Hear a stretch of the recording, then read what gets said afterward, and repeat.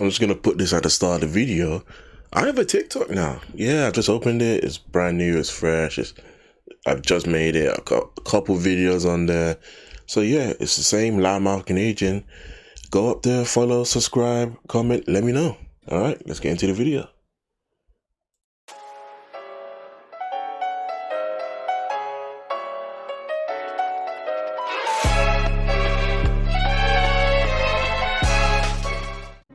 Yes, I've been away for a little while. Just getting back into uni, had to sort some things out. I am back.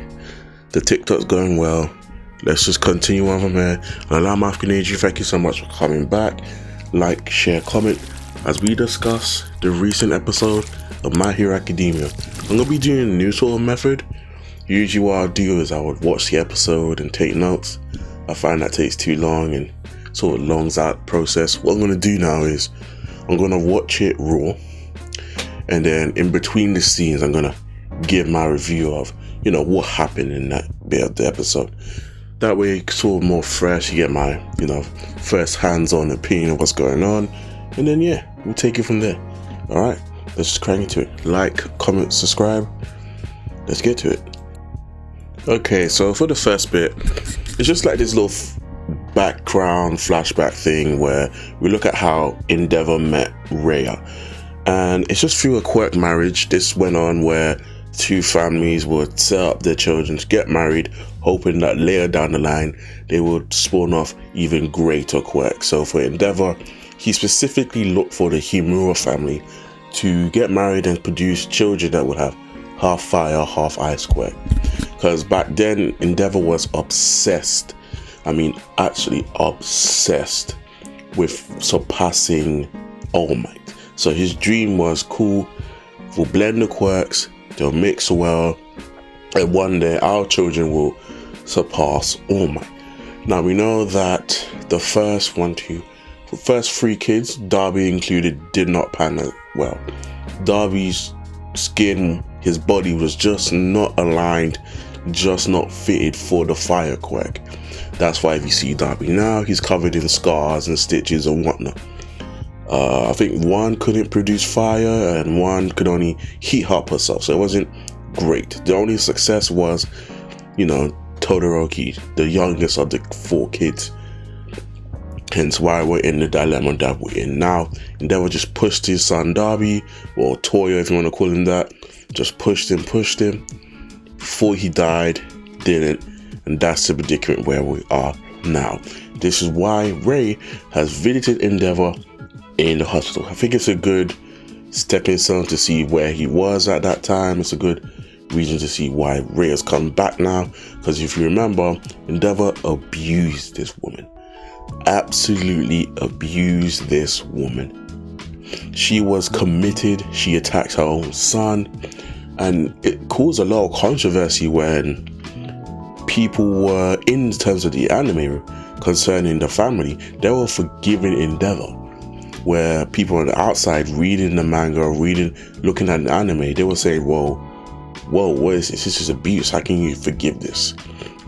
So I guess it's supposed to be a sort of a redemption for the character, but it still caused a lot of controversy at the time. So yeah, it's a good little scene, good little flashback, but yeah, let's continue. Okay, a lot to get into. First of all, this is mainly a Todoroki family episode. The name is sick, the wrong way to put out fire, and it just dwells into what caused Toya to become Dabi. So it starts off with Endeavor stopping the training of Toya. He said no more training because his body keeps on burning.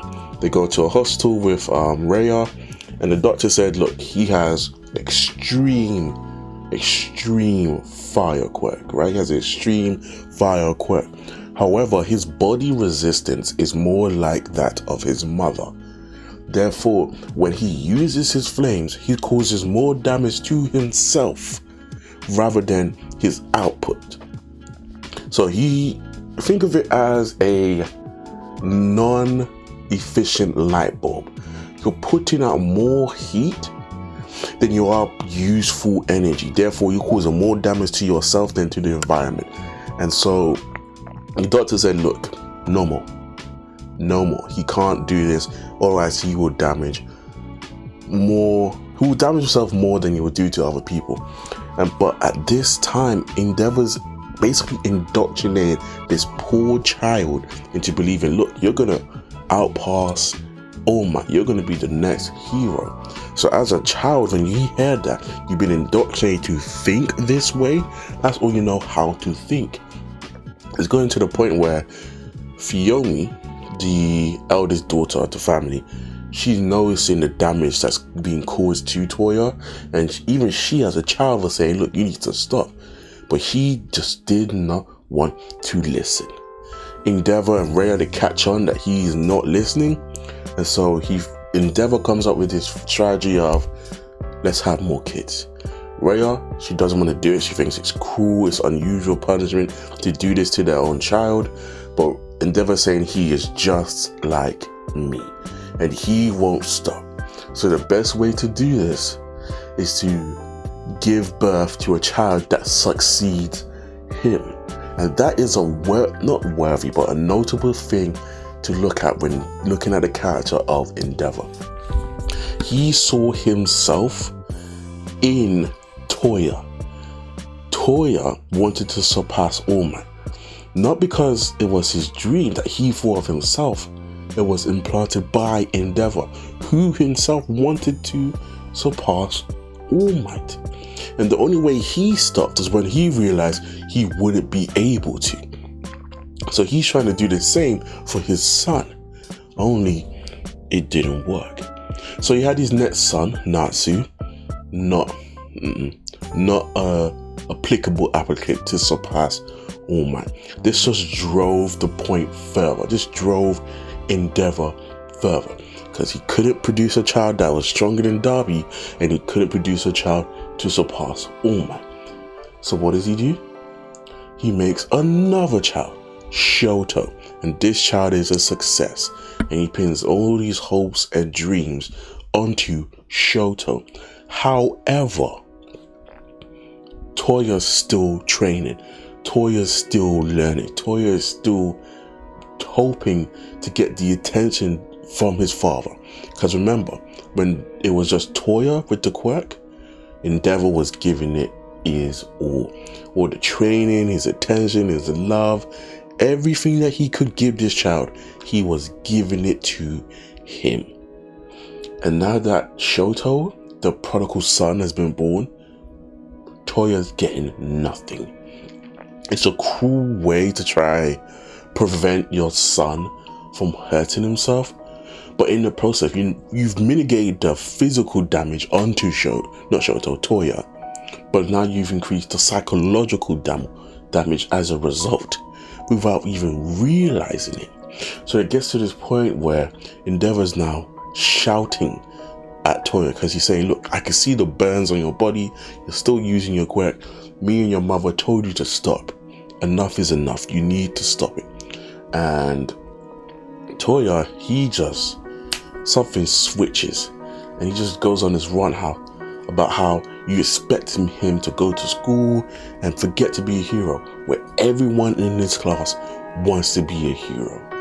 You used to give me all this attention, but now you've stopped. I want you to look at me. He doesn't even call him dad, he calls him Endeavor. And as he's doing this speech, he's getting hotter and hotter, and then he lights a flame and tries to attack his baby brother Shoto. It took the efforts of his mom to cool him out.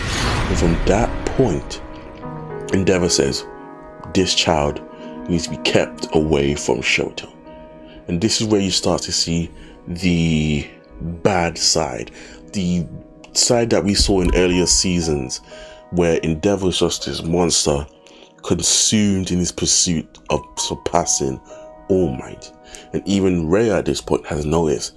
It's this beautiful scene of your pursuit to become the number one hero has caused you to become the villain in your own household. It's beautiful, well told. And each family member has been affected in some way. I mean, I just got up to the break point in this episode, but it's a lot. Let's continue. Okay, wow. Okay, so it does a little time skip. Shoto's now like 5. He's going under the intense training of, Endeavor trying to build him up. You know the story, just constant abuse, no friends, no nothing. And at the time, they're trying to get Toya to be more normal, play with his friends, play with his family. But you could tell that he's still watching Shoto. And there's a point where it's him and Natsu sleeping, and he's just trying to get Natsu to get riled up, saying, this is not fair. How come dad gets to treat Toya like he's the chosen one? Not Toya, Shoto like he's the chosen one, while he's better than us. But Natsu's like, look bro, talk to Fiyomi, I'm trying to sleep. And Toya takes it as like, you're on their side too, innit? You're being complacent right now. How are you not angry like I am? And he's just like, if you're not on my side, you're against me. And he even says that all the women in the family are worthless. It's probably based on the fact that even his sister's saying, stop, please just stop. But he doesn't want to hear it. And there's this little confrontation between him and his mom where he still wants to train, but his mom's saying, look, this isn't the way. And the reason you're like this is because your dad is suffocating you. You want to be a hero so much that your dad is literally suffocating you because he's resisting you. You can't breathe. But this just triggers him. Toya belts back saying, you're only married to him because your parents sold you off. I was born. I was a mistake. You're as guilty as he is. And this pushes Rhea. This pushes her. Not to the breaking point just yet, but this pushes Rhea. And so Toya continues his training. He's learned that he's able to output blue flames. He's able to output such a high volume of flames, and he's proud of it. He wants to go and show his dad, but the dad sees the burn marks and he goes off. This is when he starts physically abusing his wife. He hits her, he blames her. He told you to look after Toya, you're not doing it. You're not doing it. I'm trying to do what I can. I'm trying to look after Shoto. You're supposed to be looking after him. I'm done with it. He's your responsibility. And he gives her this look, which is the same look that Toya gave her earlier on. And she sees this look in Shoto as well. But Shoto, mind you, is 5 years old. He has no grasp on the situation whatsoever. And this is where she completely loses it, throws the hot boiling water on Shoto. This is where she hears the news that Toya is dead. Toya was waiting for his father to meet him on the mountaintop. He didn't come. He lost it. Ended up burning the whole forest down. But because his father didn't teach him how to quell the fire, reduce the output, he got burnt as well. And it's done beautifully where each character is telling their side of the story. So we have Endeavor telling his side, Rhea telling her side, and we have sorry, I forgot the name of a minute, Toya telling his side. So they're all giving their perspective, their occurrence of the events that happened. And then we even get this bit where they all list how they're responsible, how the mom feels that this was her duty as a mother. This is the whole reason why they got married. Endeavor says, I put so much faith in Shoto, I forgot my other children. We have even Fiyomi saying that she put on this facade of it's a happy family, where she should have said something to help. Natsu saying that he should have knocked some sense into Toya, even though it is his dad's fault. I feel like Natsu's the only one that's saying, look, you're responsible for all this, Endeavor. He's the only one that's, outwardly saying, look, this is on you. Your actions have consequences, and this is what has happened. And it's just beautifully put together, where the family just says, look, it's all our faults the way Toya has come out. And Shoto's the one that says, look, I'll be honest, I thought, hey, you're not going to do anything, you're not in fight condition anymore, I'll deal with it. But if you're ready to do something, let's go. And then they're interrupted by Hawks and Best Genius. But Wow, that was just beautiful. This is one of my favorite episodes so far. This is one of my favorite episodes. Just this like beautiful story of how one person led to this trickle down effect that just caused this another person to completely go off the deep end. It's just very beautiful, very beautiful. Let's continue. So what Best Genius and Hawks are there to do, they are just there to sort of relay what's going on in this current situation. We have the Paranormal Liberation Army, they're missing, they're gone. We have over 10,000 criminals out about doing whatever they want. We have the public who's losing faith in us, who are procuring, black market support gear, but they are causing more damage to themselves than they are to the villains. And we have heroes who know that more danger is to come, and they're quitting. They're leaving in droves, and we're in chaos. The Hero Association is basically non-existent, and we've asked other countries to give us their best heroes to help sort out the situation. And because the organization is all in chaos, it doesn't look like help's coming anytime soon. So it's just a real bad situation that they're in. But he suggests, look, I'm the second raid hero, you're the first, Best Genius is the third. Let's group up and see what we can do to help. And Endeavor says, yes, fine, let's do it. So it's good to see that, all this pep talk has finally reached him. There's even like a little note from Natsu saying, until we stop Toya, we'll stick together. So we can tell that he's done. He wants no more to do with this. And so Hawks is the one who brings up, hey, what is All for One? This was mentioned previously when the fan was entering the hospital. Some reporter said that to Fuyumi. They want to know what All for One is. Now remember, Endeavor doesn't know what All for One is, but he remembers Deku saying it over the radio. So he says that Deku would probably know. So if Deku knows, probably All Might. So they're probably going to find out about All for One real soon. They're supposed to keep it a secret for safety reasons, but now the attention is on Deku. We go over now to Bakugo being escorted out of the room because he's causing a scene, he's making a lot of noise. They've actually had to tie them up using Suru's, Okay, so near the ending, we just have Best Genius and Hawks wanted to talk to Midoriya, but All Might is there, so Hawks sort of made a connection between the two. And in the room, All Might says that he can feel himself within Deku. Pause. He could feel it, so he must be talking to the previous users. So it looks like next episode we're gonna get Deku chatting to the previous users of All for One. All for One? One for All, sorry, my mistake. So yeah. So far this episode is a good episode. I like it. It's good. It's nice. Beautifully animated. The story between the family is epic. I really like it.